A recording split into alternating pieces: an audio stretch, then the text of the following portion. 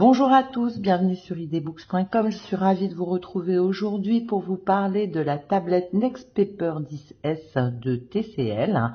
Donc c'est une tablette qui est assez intéressante à plusieurs titres parce que TCL a travaillé énormément l'écran de cette tablette qui n'est pas un écran comme les autres et qui réduit la lumière bleue de 50% et donc ça limite la fatigue des yeux. Et ça c'est très important parce que pour moi du coup le rendu ressemble à du papier.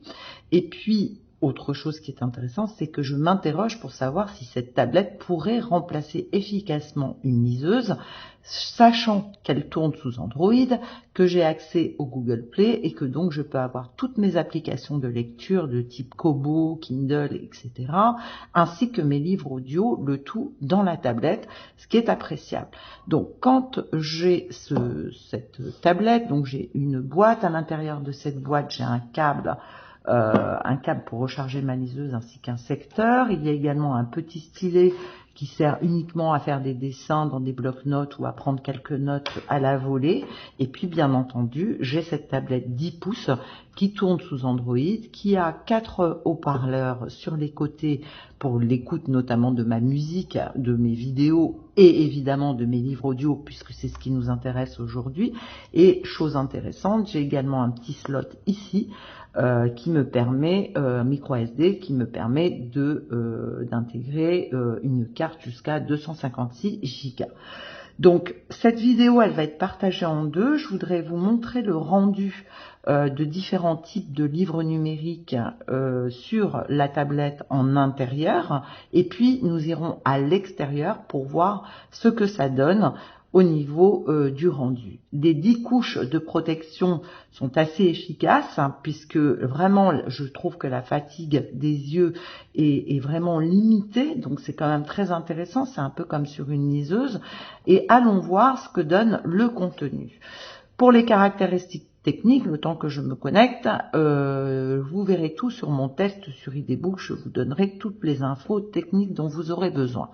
Donc là, j'ai été sur Isneo, j'ai pris la dernière BD d'Astérix et vous voyez qu'ici, avec la luminosité à peu près, voilà, je vais même la diminuer ici, le rendu est absolument parfait. Enfin, vraiment proche du parfait, on va dire. On a vraiment l'impression d'être sur la BD papier et c'est assez agréable de pouvoir naviguer entre les bulles,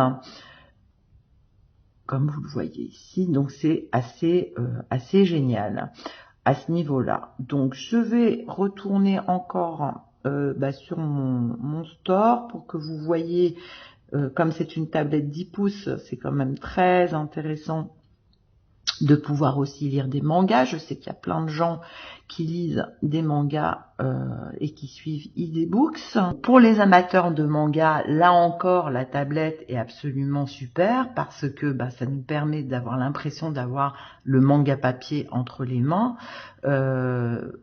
Et on va aller voir, voilà, quelques cases.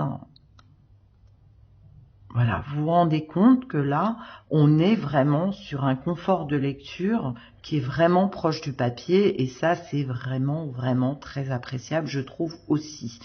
Donc, on va retourner voir une autre BD si vous voulez, par Walking Dead par exemple. Voilà. Donc, Walking Dead, pour les amateurs, là encore, on est sur vraiment un rendu, je ne sais pas ce que vous en pensez, vous mettrez dans vos commentaires, mais on est vraiment sur quelque chose de super beau, de super fluide et de très agréable. Je vais aller dans mon appli Kindle, pour le coup, là, je vais plutôt aller voir un livre plutôt classique. Donc, par exemple, je vais ouvrir le livre, c'est fait. Donc là, je suis sur l'ouverture de mon livre avec la couverture en couleur. Vous voyez que c'est vraiment quelque chose de très propre. Vous voyez au niveau du texte, vraiment, je suis sur un rendu qui est très optimisé. Les croquis, les dessins qui sont à l'intérieur le sont également. Donc voilà. Donc là, quand je suis sur mon e-book, bah, évidemment, je retrouve toutes les fonctionnalités qui sont proposées dans l'appli, par exemple Kindle ou Kobo. Donc encore une fois, vous voyez, je n'ai aucun reflet, donc c'est comme sur une liseuse classique dont on a l'habitude. Évidemment, là encore, bah, j'ai la possibilité de pouvoir agrandir. J'ai la possibilité de surligner un passage, voilà, d'avoir des définitions, enfin toutes les fonctions qui sont à l'intérieur de l'application sont bien entendu restituées ici. Alors je vous propose maintenant d'aller en extérieur pour voir ce que donne le rendu. Je vous préviens, moi j'ai été un tout petit peu déçue parce que en extérieur, par un temps un peu ensoleillé, mais pas plus que ça, eh bien il a fallu quand même que je pousse la luminosité de ma tablette au maximum pour avoir le rendu. Mais vous allez voir, je vous ai mis plusieurs exemples avec du livre classique, de la BD, et vous verrez ce que ça donne. Donc là, nous sommes en extérieur. Comme vous pouvez le voir, le rendu est quand même intéressant. Je trouve que sur un e-book classique de type roman, la lecture est assez optimisée. J'ai évidemment, comme je vous l'ai dit tout à l'heure, la possibilité d'utiliser mes fonctionnalités qui sont à l'intérieur de l'application de lecture. Je peux lire aussi en mode nuit. Vous allez voir un exemple là qui va apparaître sur votre écran. Donc le rendu est plutôt confortable, la lecture est plutôt agréable.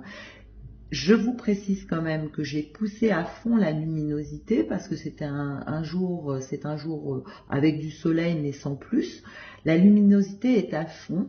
Donc sur le roman, je dirais que c'est plutôt correct. Et maintenant, nous allons passer à la bande dessinée. Donc on va reprendre l'exemple de Astérix comme tout à l'heure. Et là, vous voyez que c'est un peu décevant. Même si j'ai la possibilité de voir tout l'écran, quel que soit l'angle dans lequel je me positionne, ce qui est plutôt appréciable, je trouve que les couleurs perdent de leur intensité, qu'elles sont un peu plus blafardes, que vraiment on a un peu plus de mal à lire. Alors évidemment, ça fatigue pas les yeux, mais la lecture est beaucoup moins sympa, on profite beaucoup moins des illustrations et du côté des couleurs intenses, notamment quand on prend l'exemple d'Astérix. Donc en conclusion, je dirais que oui, cette tablette Nextpaper 10S peut remplacer une liseuse parce elle a tous les atouts d'une tablette sous Android. Je peux avoir l'intégralité de mes applis préférées embarquées dans une seule et même tablette. Je peux aussi écouter mes livres audio.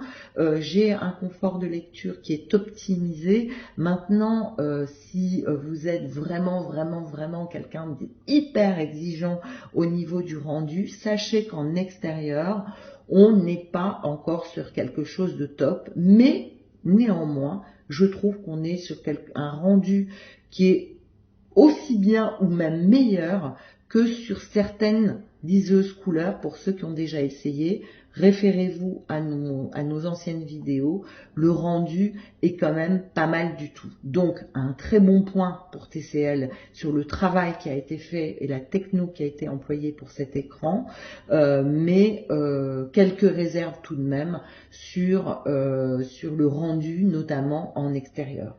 Je vous dis à très bientôt pour une autre vidéo sur idbooks.com et puis le test vous en dira évidemment plus. Rendez-vous sur le site idbooks.com et si vous avez aimé cette vidéo, petit pouceau. À bientôt, ciao ciao.